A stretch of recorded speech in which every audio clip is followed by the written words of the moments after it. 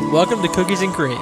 A podcast about life, marriage, race, and whatever else we want to talk about. I'm Matt. I'm Maya. And we're a Christian mixed couple. Sharing our experiences one episode at a time.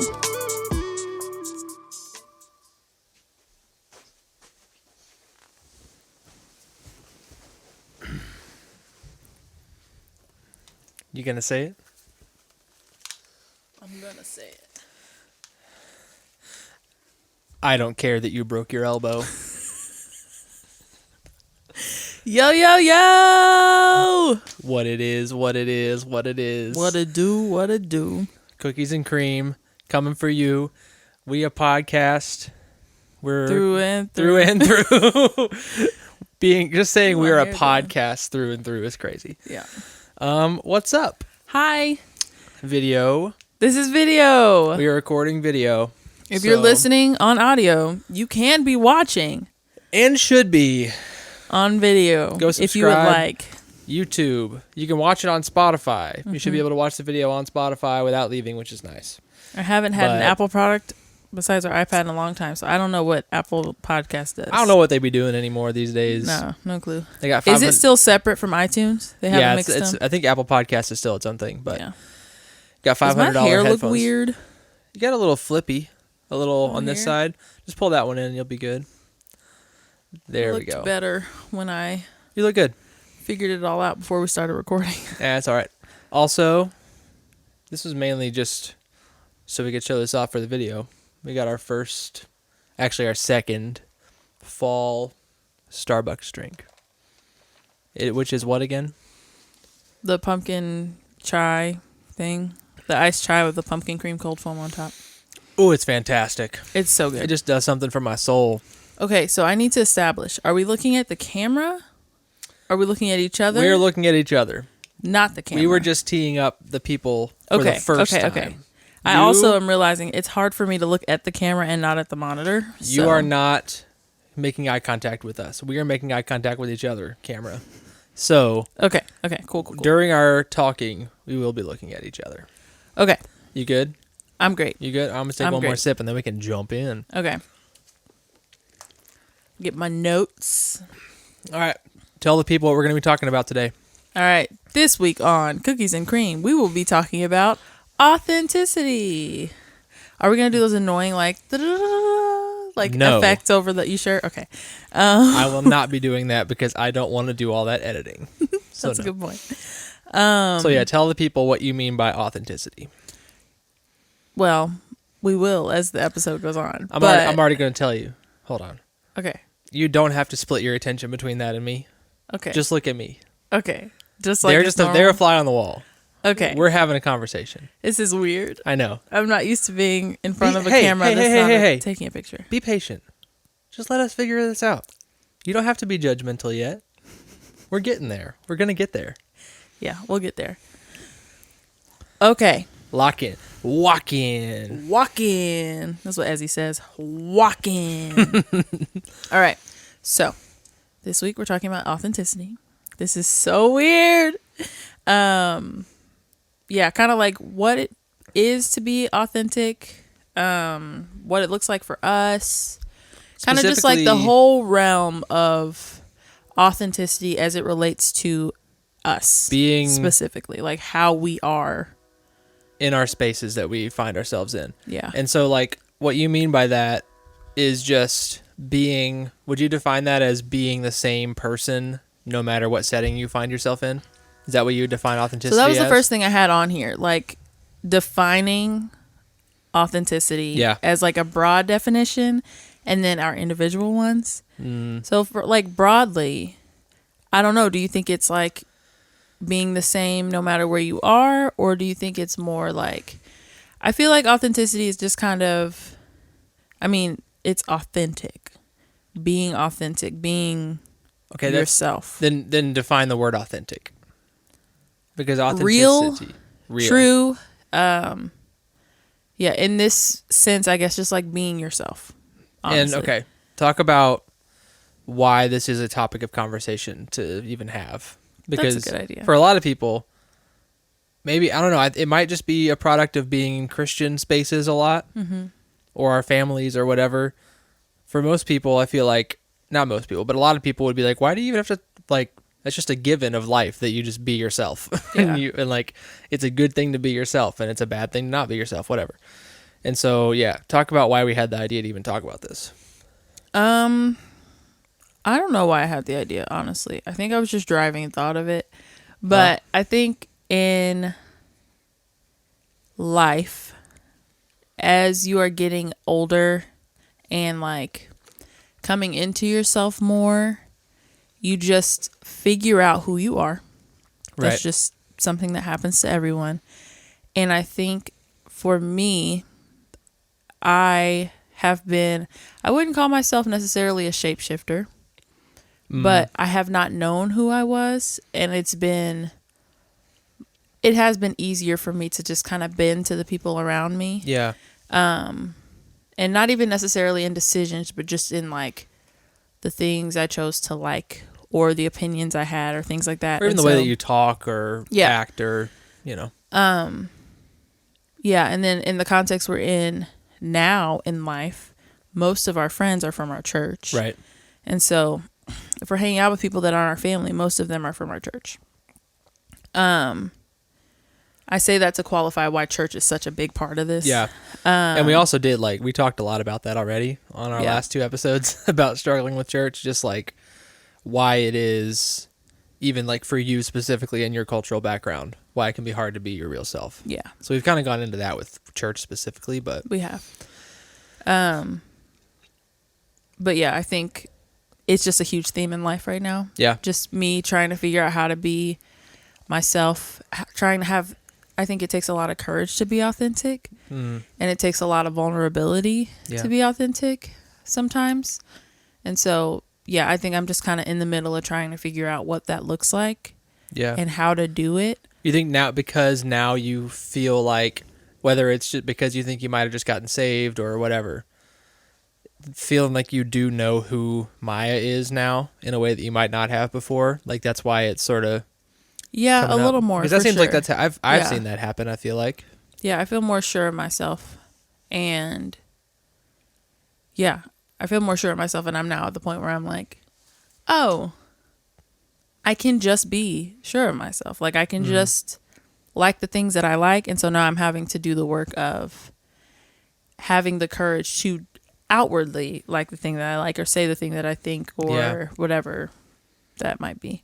I'm in the same boat, I think, because I've been having some of the same things of just, I now feel like in the last couple of years I've really come into me and who I am, and even what life looks like, since we've been married almost 5 years now, and I kind of like, I know the things that I like, I know the things that I'm passionate about, I know what are like my biggest values, maybe in a way that I didn't used to, and now I'm unlearning a lot of things that were, whether it was just my own reaction to being kind of a pastor's kid raised in the church world, or whether it was actually put upon me by that. I'm unlearning a lot of things about how I act in different spaces where growing up, everything was about kind of just performance. It was just, it didn't actually matter who you were, didn't actually matter what you thought or felt about something, or what you even believed about something. When it's church, you just act a certain way. You show up a certain way. You don't rock the boat. You're not allowed to vocalize a lot of, especially as a pastor's kid, like a lot of questions or doubts, or talk about what's, even just like sin struggles that you're going through. And so I think I'm starting to figure out now what it looks like to not also be just like a shapeshifter and morph based on being around church people, or being around work people or friends, or like the person that I am with you is me, and I'm trying to figure out how to be me around everybody, Yeah. And I'm working toward it. It's slow, but I'm working toward it. That's a good way to put it, though. Like the person that we are with each other is who we want to be. The truest of us. Yeah, for sure. Which I think is part of what we wanted to talk about, because this is so weird. How are we doing? We doing okay? Sound off in the comments if we're doing okay. I'm just like trying not to, in the back of my mind, be thinking like all of my little fidgets and my little, like the things that I do that they cannot see. Be authentic. I know. Now they can see them. And I'm Just like, don't pick your nose or respond to text during our podcast. I wasn't. My phone kept timing out because it had the 2-minute timeout. So I was changing that. I wasn't responding to a text. I thought I didn't matter to you. But even like the things where like I know that I have RBF right now and I'm just making that face at you. Okay, the little pop filter might be covering your mouth, so you might be okay. Can't see your frown. But I'm not upset or like disinterested, but it probably looks like I am, but I'm not, and you're used to my face. You got to trust that I like doing this podcast with you because I like sitting across from you and talking to you. Yeah. Your face that you're making while you talk to me is not off-putting. Otherwise, I would tell You need you, to be hey, off-putting. being this, you need to be off-putting. Shout out to Between Two Ferns, bro. Anyway, continue. You're doing great, and you look great, and you're beautiful. Thank you. Okay. Anyways, I think that was part of what I wanted to talk about today with the podcast specifically, which I guess we'll just jump around this list and just be fine. When people say that they like our podcast, to me, one of the things I've heard a lot is it just feels like we get to see a part of you and Matthew that we don't normally get to see because it's like super raw. Yeah, and it's almost private. You know, it's not like we're just not like this with everyone. Yeah. And also my friends don't see you much. True. Like they're not having these in-depth conversations with you and getting to see a bunch of your personality. And they see me be also around like their husbands. Yeah. When I'm just like grills. Sports.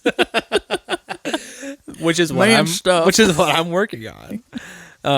But yeah. I think Do you feel like it's primarily church people who say that to you? the only people I know that listen to our podcast are church people, family, and like 2 friends that From out of state? don't live here. So I mean, the people I don't that know. you talk to on a But regular yeah, the basis are church people that we've which would make sense. Our family knows us. They get to see us when we're exhausted and when we're like at all of the different parts of life, and we interact with them constantly. And so that's not abnormal for them. Which I haven't had anybody say like, I don't feel like you're authentic in person, but you are on your podcast. It's not that. It's just like we're seeing more another level. Yeah.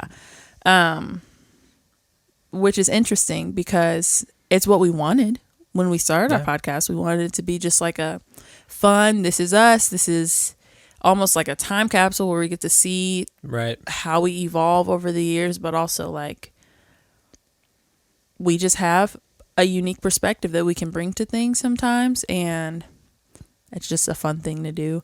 But yeah, it makes me happy that people have said that to me, because I'm like, okay, then that's like, that was the goal. That's awesome. Mm-hmm.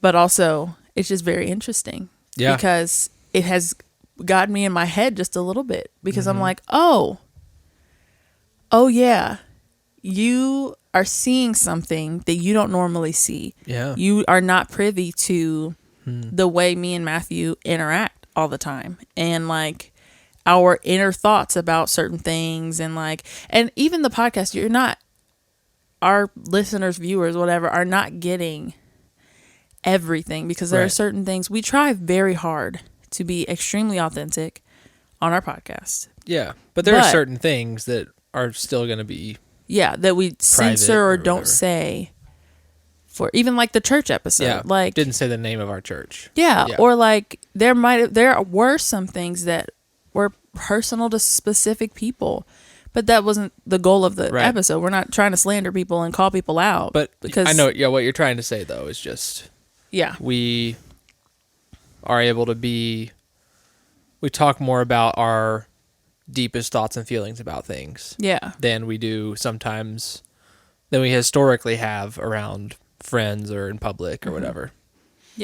And it's an interesting, weird thing. I think in real life with my close friends, I am fairly open, and especially in the last like year, I am more open, and I am more like, I just kind of say what I'm thinking, which gets me in trouble sometimes.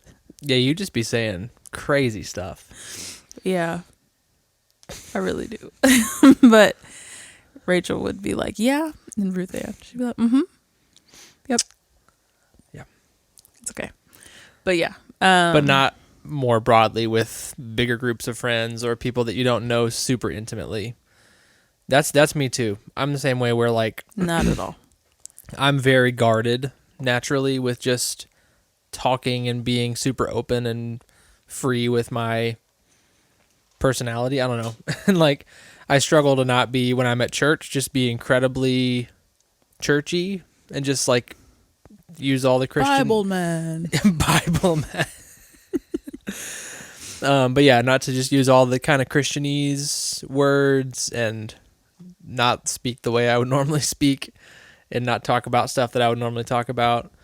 And then when I'm at work, sometimes I have like the temptation to not be as, I don't know, to just turn off my goofiness or like Personality.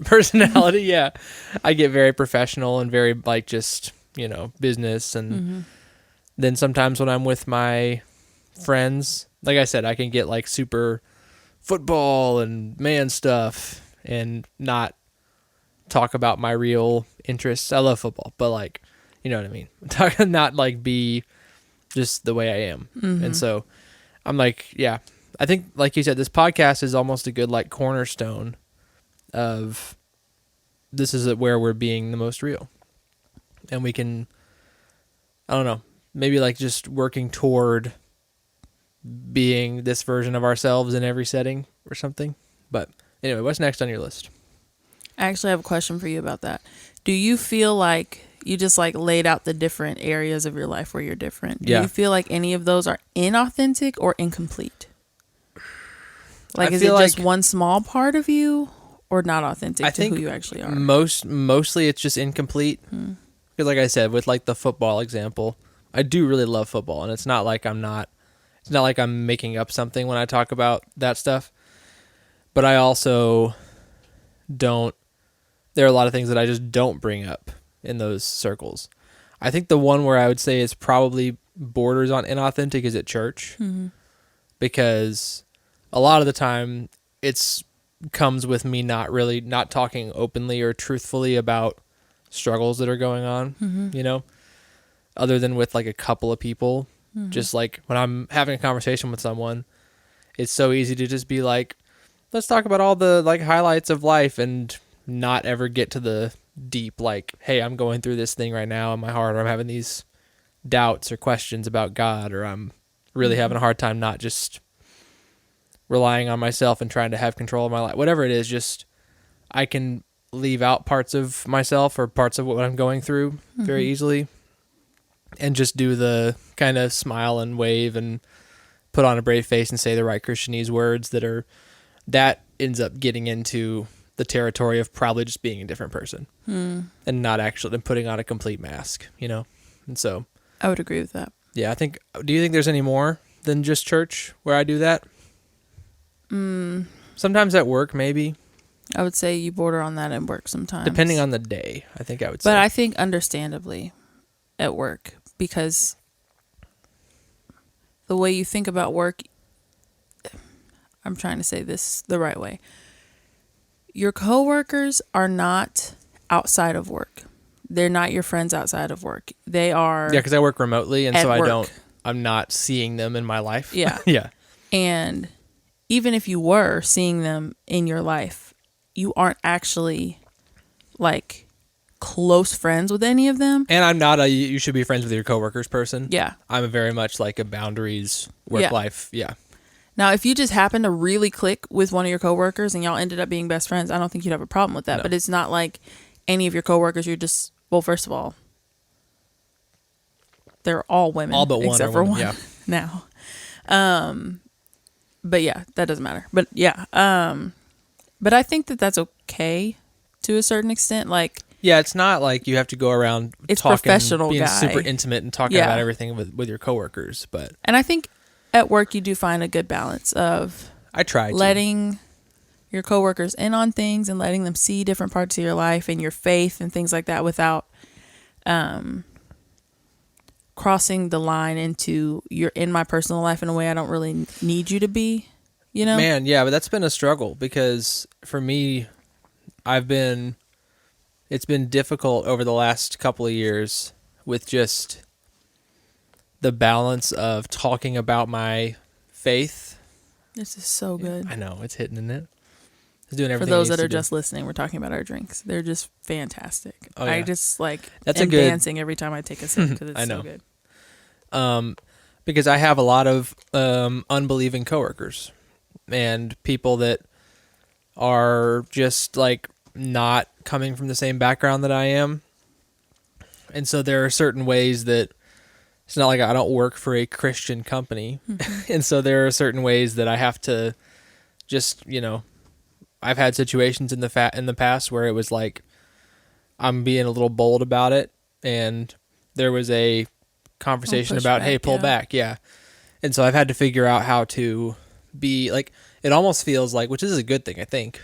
It almost feels like I can't fully be my authentic self because I can't talk about things in spiritual terms the way that I would with someone that I'm close to. Like, I can't frame a struggle or a thing I'm going through in my life through the lens of God, like it being even just like God's plan or even pray for me, stuff like that. And so there's almost like a built-in surface level thing that comes with that. And also I work remotely, which means I don't have opportunities to kind of like see my coworkers and go out and have a little like a lunch and have a conversation or whatever. It's all within the like framework of Zoom, like conversations, calls, whatever. And so I've had a hard time with that. I'm working toward being able to find the line. But like you said, I think there's a level of it that's fine because it ultimately is work, Yeah. Anyway, what about you? What are your settings? Honestly, I think family is one where both of our families separately, where I can be a little different depending on some of that's natural, some of that's just personalities and things like that, past hurts, whatever it is that can make me put up walls or not put up walls, and which I can go into more, but so I think family would be one, church is a big one, and all the parts of church. So like there's Sunday, there's day to day, there's Wednesdays during our community groups. All of my friends go to our church. So yeah. I would kind of lump that in there. That's pretty much it, to be honest. Are there any more? No, because you don't have There's work, but work is with your family. My family. Yeah. So she works for her dad, for those who don't know. Yeah. So there's a lot of overlap. There is. And also with church and your friends, there's a lot. Your life is full of a lot of overlap. Yeah. And so it's weird. Yeah. I have more defined categories than you, I think. Yeah. Which I'm okay with. Like I have sought to make friends outside of church, but overall it doesn't bother me that there's so much overlap. But yeah, I think with family, with my side of the family, growing up the way that I had to be to almost just survive, I've realized isn't always very authentic to who I actually am. Like I'm not as extroverted as I thought I was. I'm much more of an introvert than I thought I was growing up, because you just kind of have to be. Everybody's loud and close, and we're outside in the living room together. And I mean, not always, but like that was just what it was. Yeah. Part of your family. Yeah. That's crazy. And I was a loud person. I'm no longer loud. Most of the time you can't hear me. I was going to say, I so often have to tell you, like, babe, you realize that right now you're talking. I say you're talking into yourself. That's what I say. It's like you're talking into your own mouth, not out. But yeah, it's crazy because when I met you, you were so just like loud, like extroverted, outgoing, flamboyant, just like the life of the party, the one who was just the loudest volume and the loudest personality. Yeah. I still laugh loud. And I can be loud. Yeah. But specifically when you're with your family. Yeah. And so that's what I meant. Yeah. In different sects of my family. You gotta emphasize that T. Sect. In different sects. Go ahead. Yeah, I think I could just be a little bit different because of having to revert, or just reverting. Yeah, whether it's sometimes. just like a natural thing that happens to you. Or, yeah. And then my sides of the family are just different. My parents are divorced, and so I have 3 families. I have those 2 and then yours. And on my dad's side, we are louder and we talk about more. On my mom's side, it can be rowdy, but usually we're just kind of sitting there watching TV. There's not a bunch of closeness. There's not a bunch of like deep conversation on that side. And there's not the basis of we're all saved on my mom's side. Whereas with your dad's, it is. Yeah. So yeah, they're just very different. And so I can be very different in each. On my mom's side, I can kind of clam up and just go into myself and just be there. And then on my dad's side, I either assimilate and I just kind of like, okay, we're here. I'm going to match your energy, or I get real quiet because I don't naturally,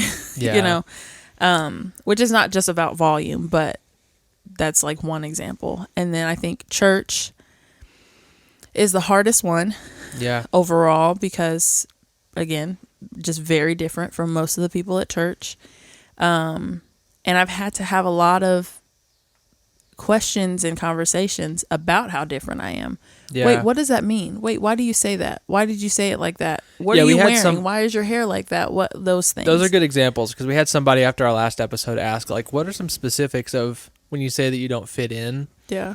And so that's a good, like, couple of things to say, like, you'll say a phrase or you like one time I said Ezra was knocked out, and somebody that goes to our church was like, what is wrong? What happened? And I'm like, what why are you afraid? What is happening?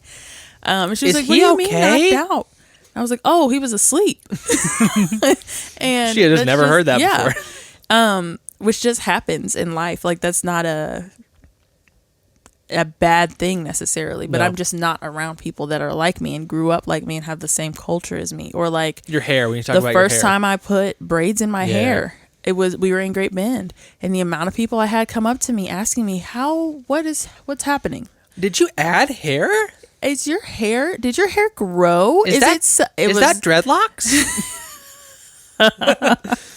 Yeah, just like, are those kinky twists? Things like that are just, or even how loud you are. Like when you laugh, or like when something's getting funny and you just like amp up and you get really loud, and or how competitive I can be about certain things. That's just like my family culture thing. But like how seriously I take certain things, the way my humor is kind of just making fun of you a little bit. Like, that's not. Also, you don't have the like white woman general melancholy. You'll be happy. Jubilant.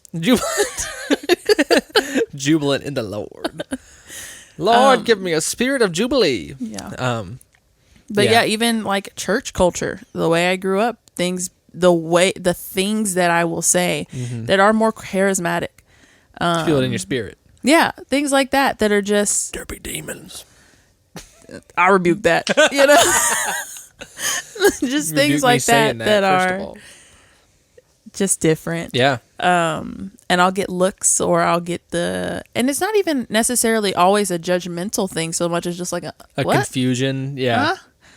So yeah, it's been hard for me, and I think I'm just now actually sticking to doing the work of being like standing firm in who I am. It's been very hard for me being at our church for 4 years. 4 years, yeah. To not just bend, just become the people around me. Yeah. With what I think, with what I believe, theology-wise, how I talk, whatever it is. Just, it's been hard not to code switch all the time. Or actually just change. Yeah. And I'm now having to do the work of like, because like we said earlier, I feel like I actually understand more who I am. And so I'm like, You can be confident in it. I can actually stand firm in it and not feel the constant, am I wrong? Is something wrong with me? I don't feel unsure or uncertain all the time anymore. So now I'm just like, you can, that's fine. I don't care. I don't, Yeah. You can, that's fine for you. I'm going to stay over here. Which is good, because you used to feel a lot of guilt and a lot of uncertainty because you're like, am I wrong? Like, do I, Is everything I do sinful? So what are ways, I don't know what else we have written down, but what are ways, I guess, that we could say concretely that we're working toward it? Actually, like, trying to change and be more authentic, Yeah. Let's see. I would say for me, I am really trying with church to be more wise and thoughtful in who I say certain things to and the way that I say things, which almost sounds like the opposite, but I'm going to get there. I know what you mean. Because I think I've realized from the people around me that are much wiser than me and have been like pouring into me, I've realized that every scenario at church is not a scenario to be super vulnerable. And I think I thought that authenticity was just being vulnerable all the time, which is just exhausting, honestly. Yeah. That'll get you into a hole. Yeah. Just the vulnerability hangover thing is so real. And everybody is not a safe space or place for that. Yeah. Even though they're in our church. Like, it's still just a bunch of people. Yeah. You're not close with everybody. I'm not close with everybody. I don't like everybody. I don't gel with everybody. And in the normal real world, there wouldn't be the expectation to gel with everybody. I should respect everybody. I should I'm not saying I should go around disliking people, but I'm just saying no, yeah. I don't have to So feel safe with everyone. You're saying, I guess, that because you are kind of an outlier in our church, that in that setting, authenticity and vulnerability are almost synonymous, because being vulnerable includes letting someone see the real you. Is that what you're trying to say? No, but I think that's true. Yeah. Yeah. So you think that there's no, because I'm thinking, as you're talking, I'm listening and thinking that it almost sounds like you could be saying that just going around being your authentic self all the time is not going to work, and so you have to be selective about it. No, I think, okay, so with talking about authenticity, I'm talking about expressing my opinions on things, saying how I feel about things, speaking the way that I speak, dressing the way that I dress, making the jokes that I make, being honest about the music I listen to and the books I read and the shows I watch. Like, it's all of these things. Yeah. And I think that there are spaces where some of that is just universal. I dress the way I dress, and I'm not going to change the way I dress for church. That's I think that is me being inauthentic. Unless I only wore crop tops. I'm not wearing a crop top to church personally, but I'll do that though. Oh yeah, you can. You're I good. rocked it that one Sunday. This is awful. My midriff miserable. was hairy. Please stop. Talk at the church. Please. Free me from this. No, I see what you're saying though. You're saying that there's external, outward things that are part of it, but that there's also kind of an inward thing. And I think there's a line between not saying something and lying. And I think I'm having to find that line. Sometimes I'm just not going to say how I feel about something because I think it's not wise, either because you are not a safe person to talk to about this. This is not a safe group to talk to about this, or it's going to cause division. It's going to cause maybe be a stumbling block for somebody else. It's just not a wise spot to do it. And then there are some times when I'm asked about something where I have to find the line between, you are not a safe person for me to talk to about this, so I can't fully give you my answer, but I also don't want to give you something that's not true. And so trying to find the balance with that has been hard, but I think you've been doing a good job from what I can see. Thanks. I think you've been very like selective in a good way about that. Like even just who you voice concerns about our church to, or who you voice, hey, I feel like I disagree with this thing. Like I think you do a good job of that. I think I there's do an okay job, but I'm getting better. I think for me, I'm such a blocky, boxy person in my brain that like it kind of just all goes together. I'm either being authentic or I'm not, and that just kind of affects everything. Yeah. And also there's less like with most of the spaces that I'm in, I just fit in better than you do in the spaces that you're in. Like church. At least where we are in life right now. Yeah, where we are now. With church, like we talked about on all of our church episodes, it's pretty much cut from the same cloth. It's kind of for me. Work, there is a lot of personality similarity and shared experiences between me and a lot of my coworkers. And so it's less, for me, it's less like having an authentic personality or speaking a certain way or dressing or acting a certain way. And it's more just the content of what I say and how I present myself. Like, being like an example that we've talked a lot about this. I'm a person that has a kind of dark sense of humor. Not kind of. Very dark sense of humor. And I really like kind of, dark, inappropriate, whatever jokes. And I'm like, in our life all the time, I just sit around and make incredibly dark comments on things, or like the way that I choose to be funny. And not even like dark is not the only word for it, and also inappropriate is not the best word for it. What would you say? Kind of just edgy. Edgy or irreverent, whatever. And that's a side of myself that I have not ever really put out there in the context of church. And like I've just slowly but surely been trying to do more of that, where it's like I think in my head when someone says something, I think of kind of a response or a comment or something that would be maybe a little bit, I don't know, inappropriate or edgy or whatever. And instead of just being like, well, this is not a place to say that, I've just been trying to say it. And just sort of. Okay, so that's a really great example of what I was just trying to talk about. Yeah. There's a line between,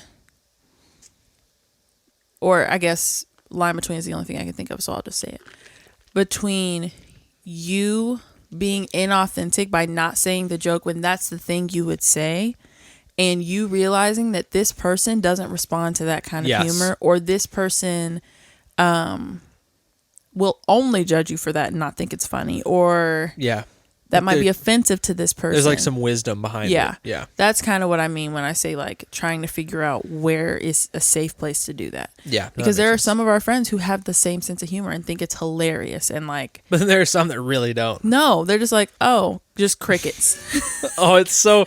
I've honestly started to love that because I love British humor. I love dry, just incredibly deadpan stuff. And so saying something like that and then just hearing crickets, I've honestly kind of started to love it, because I'm just like, oh man, I appreciate how funny that was. Whether you do or not is up to you. Yeah, and I'm usually cackling, so yeah, you've got somebody on your side. If we're in the middle of some kind of setting where it's not like everyone would laugh, I just look over at you and you just that, and then also like, I don't know, when we're around the house, we'd be cussing a little bit, stuff like that. And just trying to be more okay with just doing that around in settings that, barring wisdom saying otherwise, I would have just thought not trying to myself, act like we don't. That's the best way to put it. That's the line. Not trying to act like, because that's honestly what it is. Like being inauthentic is kind of lying, because it's trying to act like that you are a person that you're not, or that you're not a person that you are. Yeah. And it's like being, I think about the motivational posters that are like integrity, doing the same, whatever it is, like being the same person no matter who's looking or whatever, doing the right thing no matter who's looking.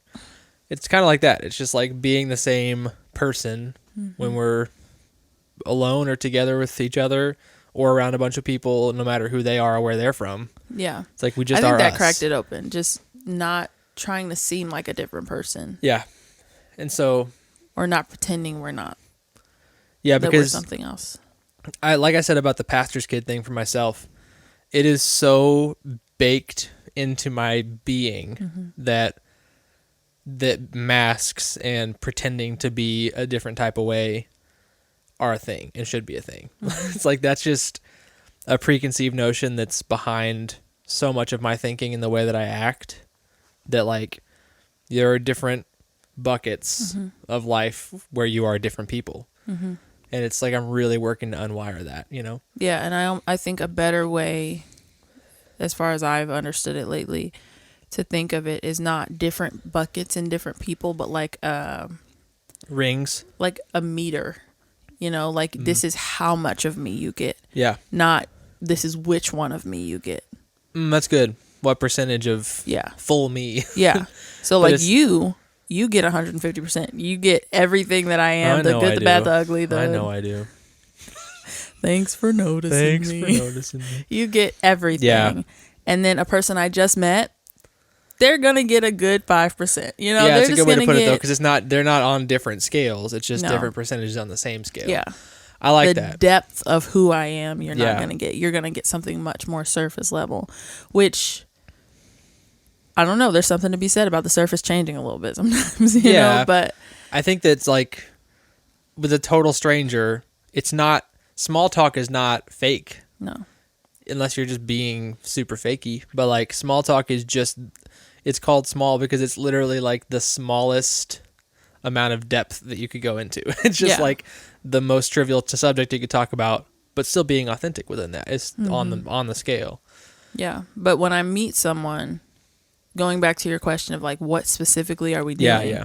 When I meet someone new, speaking of the scale, I want them to only get that 1 to 5% of me, of depth from me, but also because I don't feel safe with this person. I think feeling safe, that's part of, is a huge part of. Yeah. I mean, that's just like this. deepening any relationship. Yeah. Is the more safe and the more comfortable you feel with a person. Yeah. But I think that I have felt like, I don't even know what the word is, burned by being too vulnerable with people too quick a lot. Talk about that a little bit, because that was your shtick. When I first met you, you were the person that was going to talk about your mental health problems within the first 5 minutes of meeting someone. Talk about why that you ever I'm going to forget what I'm saying now. So let me finish this and then I'll go talk about that. But yeah, when I meet a person. Putting a pin in it. Put a pin in it. Put a pin in it. Shout out to all the Bolt fans out there. This is such a good movie. Why do we talk about that movie so much? I think it's just that quote. We say put a pin in it, and then but think it's about also the movie. such an underrated movie. It's fantastic. Incredible. No one, it has gone Fantastic. completely under the radar in the last 10 years. Did we talk about Bolt in our movies episode? I think we did. Your dad, this is so ADHD, but your dad said I didn't bring up Land Before Time in the movies episode. Oh, babe. It's one of my favorite cartoon movies. So good. Anyway. He's so cute. But anyway, back to this. When I meet someone, I am having to be very conscious to not turn on fake Maya, to not turn on the church Maya or whoever, you know, whatever it is. It's, hi, I'm Miss Bubbly and I'm just a normal person that you might want to be friends with. Hello. Ew. I'm trying was brutal. not to be that Rough. person. Trying to be, I don't know, if I would like to say I'm a little bit witty and a little bit dry sometimes or whatever else, and I am trying to still be that. Yeah. Just the surface level of all of those different categories of myself. Because again, going into my past, I thought growing up, especially high school to college, I thought that being close to someone took extreme vulnerability. And I would just trauma dump on people because I thought that was how you created deep connections. Especially like having an interest in counseling and mental health and all of that. I just thought like this is so interesting and fascinating, and like I want to know everything about you right away, because then we can just be close and we can skip all the part where we're not close and where it's really hard to like establish closeness. Let's just skip that. If we just tell each other everything right away, then we're good and we're best friends. Oh yeah, you did. I knew about every single thing that had happened in your past within about 48 hours of meeting you. It was literally like within the first 3 weeks. Yep. But yeah. No, it was days. When Remember? was porch night? No, it wasn't that. It was when Porch night was when I showed you the essay. when me and Tony went to your house, you told us about your suicidal thoughts. Oh yeah, I forgot y'all came to my house. That was Day 2 or day 3. Hours. Yeah. That was Sunday, and our thing was on Thursday. We started on Thursday. That was Yeah. on a Sunday. So, oof. But anyway, that's just how I would do it. I just thought that was like, hey, don't forget about your drink. okay. It is 6 p.m. and I am drinking caffeine. Of course, What a great idea! it's fall. Yeah, you thought that was what closeness looked like. You thought that was, which I mean, it makes sense because you were desperate for close friends. Yeah. And you were just like, you wanted to skip the non-close friends because you came into college being like, I need a best friend and I need like real relationships because you didn't really have any. And No, and I never really had. Yeah. I had in high school, I had friends that were really fun. We had a lot of fun together. We would occasionally talk about real stuff, but it wasn't like, I so badly craved depth in my relationships, like deep closeness and talking about hard stuff and talking about real stuff. And surface level, I have just hated for so long, and I still You do. still do. I was going to say. Small talk is torture. I hate it. I love a good small talk. I'll talk about the weather. I hate it so much. I'm like, ugh, I don't care where you work. I'm sorry. Just don't. What do you have was it any like siblings? growing up? It's like, I hate it. But yeah. So What's the there's that. darkest thought that you've ever had? Have you ever wanted to kill a child? Oh gosh, what's wrong with you? Hey, there's the dark humor. Yeah, Baby Hitler. I'm killing him. Do you? What is the The trolley thought problem? experiment? Yeah, the trolley problem. It's like that. If you were to time travel and come upon baby Hitler, what are you doing? Do you just let it play out how it's going to? I think. Okay, hear What's me on out. the other track? It's not a trolley problem. It's just like that type of thing. Oh. Do you morally? I don't understand why it's. Do you injure or? I will kill a baby Kill- if it's Hitler. What do you Okay, mean? here's all I'm gonna say. I'll chuck him in the river. All I'm gonna say is there will just be another one. But We like- are an endlessly horrible people with just the depth of depravity in our hearts is awful. There will just be another Hitler if you kill baby Hitler. I mean, that's true, but Hitler. It is won't save objectively lives Hitler. overall. I don't think that. I just don't think it's somebody else would have been Hitler. You know? I don't. Also, the butterfly problem, the butterfly effect. What's that? What rules are we going by in this time travel? I just think that objectively, if you could look at the last 100 years in the world and say, hey, would it have been better if the Holocaust did happen or did not happen? I think it's pretty clear. Okay, are you killing Christopher Columbus? No, because I don't got a dang house. What? There'd still be Native Americans all up in here, and I wouldn't live here. And then I wouldn't have met you if Christopher Columbus didn't exist. I still would have met you if Hitler never existed. How do you know? He sailed the ocean blue. He colonized America.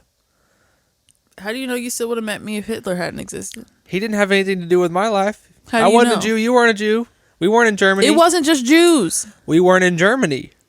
Everything going on I here. feel like far everything enough going on back here. we were. We didn't have any people in our families who were in World War II. Didn't my dad say some of us, my ancestors are German? I don't Didn't know. he say that? Like white German? They don't got black Germans, so I don't know. Yes, they do. Well, they did before Hitler. They do be having black Germans, but All right, we're going to stop this conversation. So anyway, you've had to learn that the immediate I trauma forgot what dumping we were and talking about. you've had to learn that the immediate trauma dumping and oversharing is not Not the way. true connection or No, healthy. it's not. I think it was just a defense mechanism. I just think I was like, if I can get it all out now, Yeah. either you run or you don't. And if you don't run, we're good. We're locked in. You can't leave. My friend. Yeah. Yeah. I think I was just trying to force people to be my friends, which is so sad. And for me, it was the exact opposite. It always has been, because I had a lot of friends. I had built-in friends that were just my I didn't best go to buddies. school. I didn't get any built-in friends. You've never been educated. I forgot. Bruh. I had a lot of friends, and so I never had to go hunting for that, because I was just thankfully in a position where I had some great, amazing friends who were just sort of built in because we were in the same sphere in church and whatever. Yeah. And so my struggle's been the opposite. I struggle to get vulnerable and to be totally authentic with just the actual way I think or feel about things. You know, like I can shapeshift super easily, or I can just stop short of being fully like transparent, which is honestly one of the ways that, because like I said, I've been working toward being better about that. But like when we went into college, my throat's doing a thing. We went into college. I was like very church kid, very fakey, and like not even really in touch with my actual thoughts or feelings. It was just like, nope, this is where I'm supposed to be. This is what I'm supposed to do. I'm going into this. I'm going to be in music ministry. And everyone that I met, I would just like throw around all the Christianese words and the Bible-y and the never actually even really processing. All of college was a, how do I say this appropriately? A theology measuring competition. Yeah. It's like everybody had How a much do you ruler know out. about the Bible? Mine's bigger than yours. Yeah.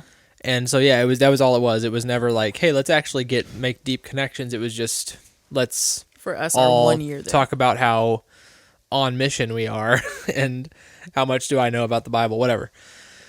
And so I was just in a place of not being open in any way. And that's one of the ways that I knew that you were my person when I first met you, was that I was immediately so comfortable with you. Like I was just It's because immediately... I drama dumped on you. No, because there were a lot of people who really did not like you because of that.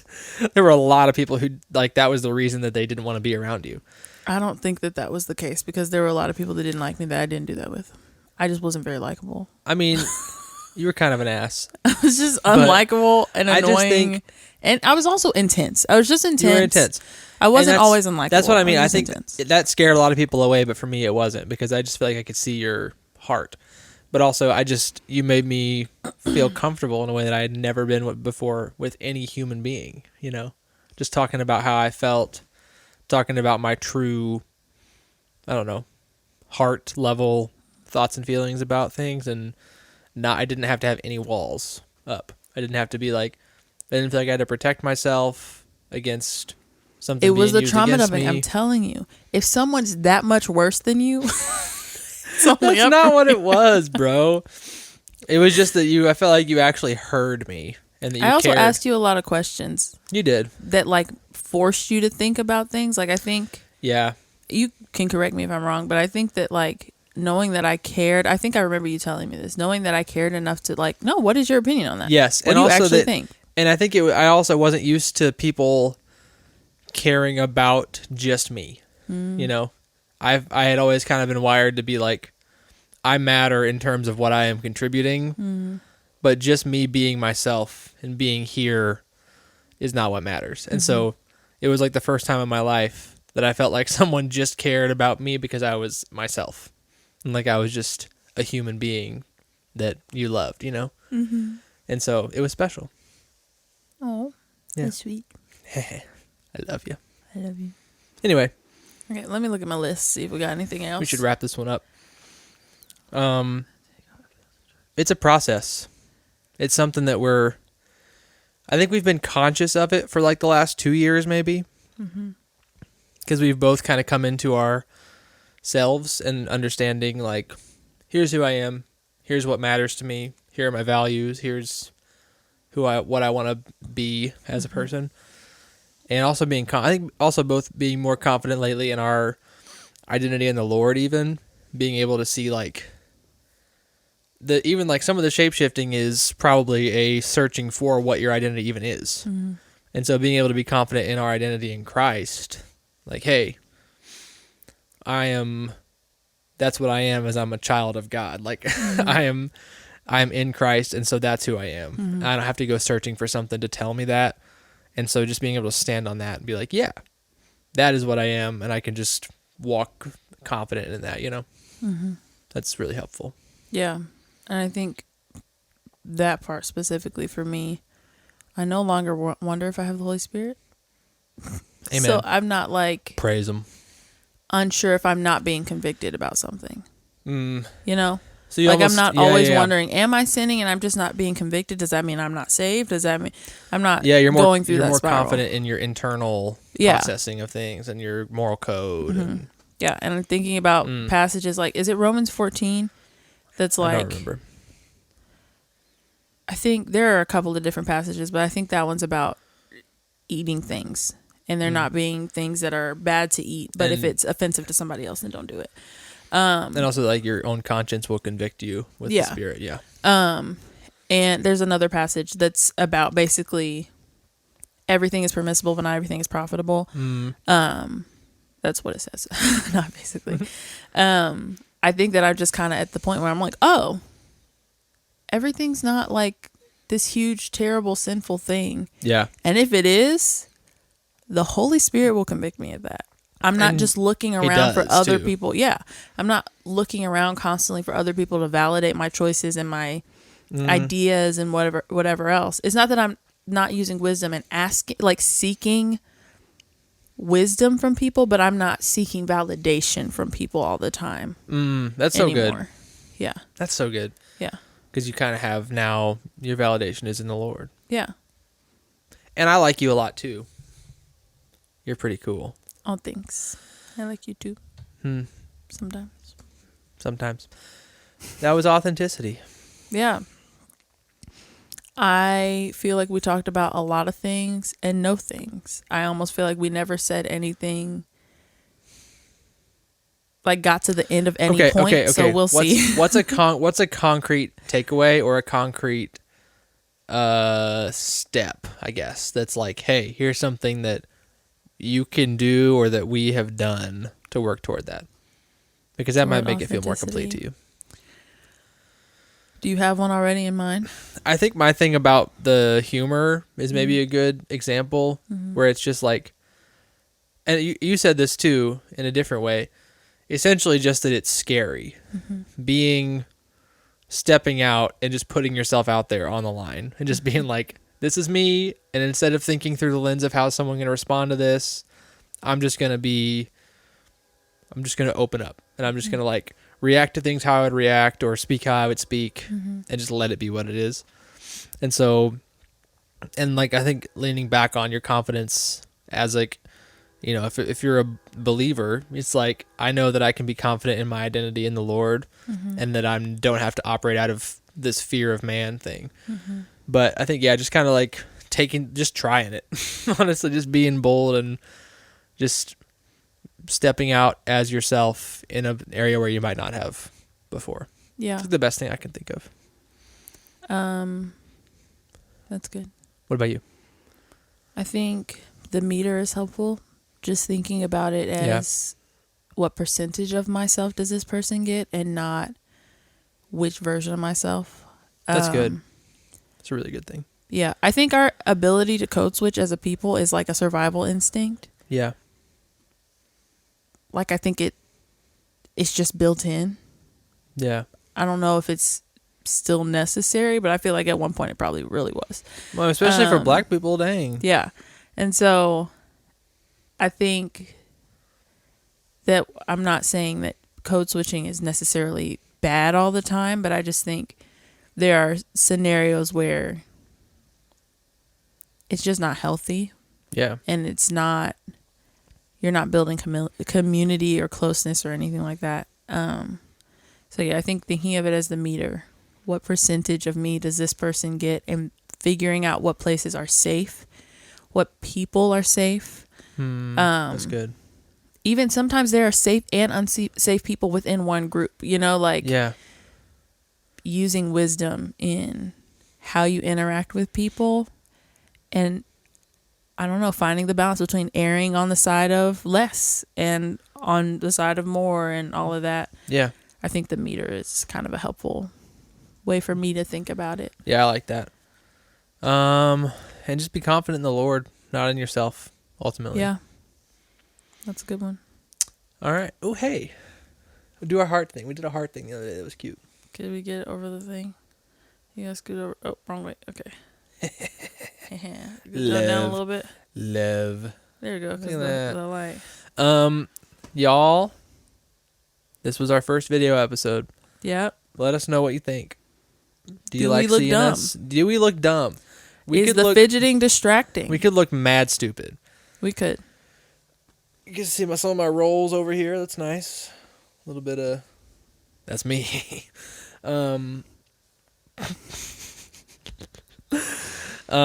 We will be back at you soon. What's our thing for this episode? If you made it this far, we talked about... Put a pin in it. Put a pin in... Oh, yeah. Do it just like the little push pin emoji. Mm-hmm. And maybe just like something about put a pin in it. Yeah. We're just... Yeah, that's good. Or some other acknowledgement that you have seen the movie Bolt. Yeah.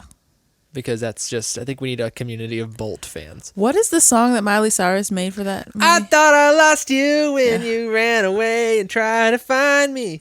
I thought I'd never see you really know this your song. sweet face again. Okay.